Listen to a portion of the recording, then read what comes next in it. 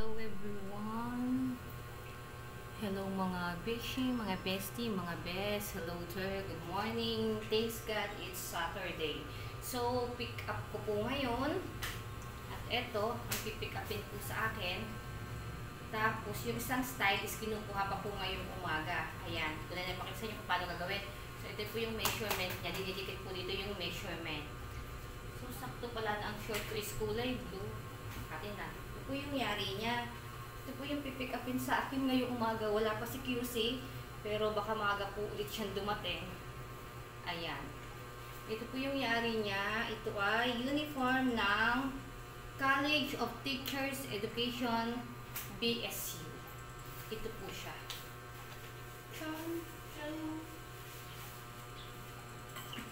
Ito po, sakto lang yung aking short is kulay blue. Ayan. Ito po yung yari niya. Wala po siyang packet. Ito po is design. So, wala pa po tayong almusal, wala pang kain ngayong umaga. At kailangan po munang unahin po itong mga, yan. Ito po yung yan. Madali lang po itong gawin. So, sa mga nagtatanong kung magkano po ang price na bigay ko sa mga ganito pong mga buuan, depende po sa style ng damit. Ano? Ito po. Itong suot ko. So, napakadali po nito. Stand collar po ito.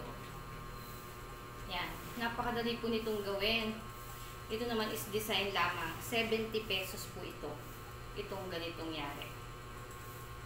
Buuan. Yun po yung bigay ko.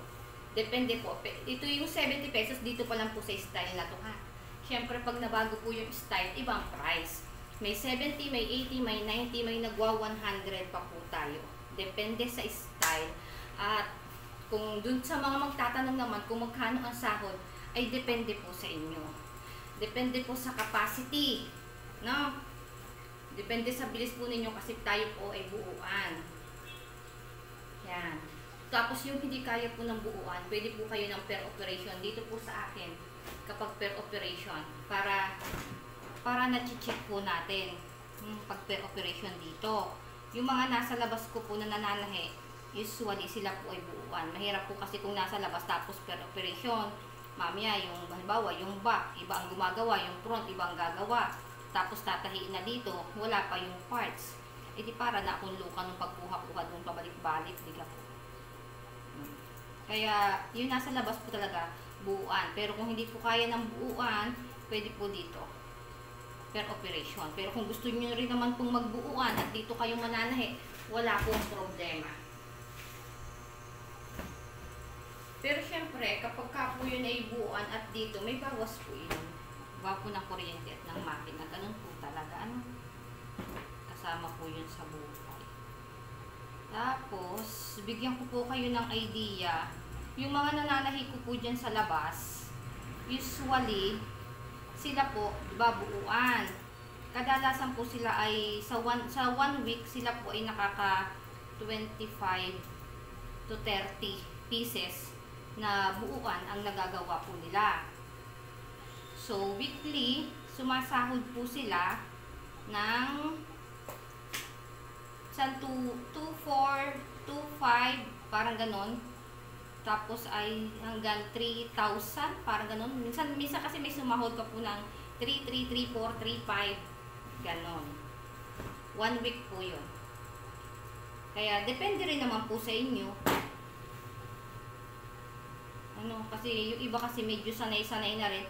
Dahil ito naman po ang aking gawa ay, kumbaga, yung construction po niya, iisa po ang construction nito. Pag na-memorize nyo naman po yung construction, kahit iba-iba pa po ang yari nito, basta memorize nyo na, mabilis na po. Halimbawa, yung pag-prep ng sleeve, pag-prep ng collar, same lang po. Ang back yoke, same lang din po. Kasi ang back yoke, minsan ang slit po inaan dito sa ibaba, minsan nasa taas. Pero mamememorize nyo na rin kasi kapag nasa ibaba, laging 2 inches. Pag nasa taas sa slit, 3. So, pag hindi pa natatahi, 3.5. Pag lagi-lagi na po kayo nagawa, is mamememorize nyo na. Gayon. Yan. Yung buwan na yun, as in, pagdala ko po sa kanila ng cut goods, kanila na po yun lahat. Mula sa lagay po ng pilon hanggang sa if ever na may hanso din po. Kagaya nung ginawa ko kagabi, fresh pa tayo kasi maaga pa. refresh. Pero wala pa tayong kain, wala pang almusal. Kahapon parang hindi nagkakanin.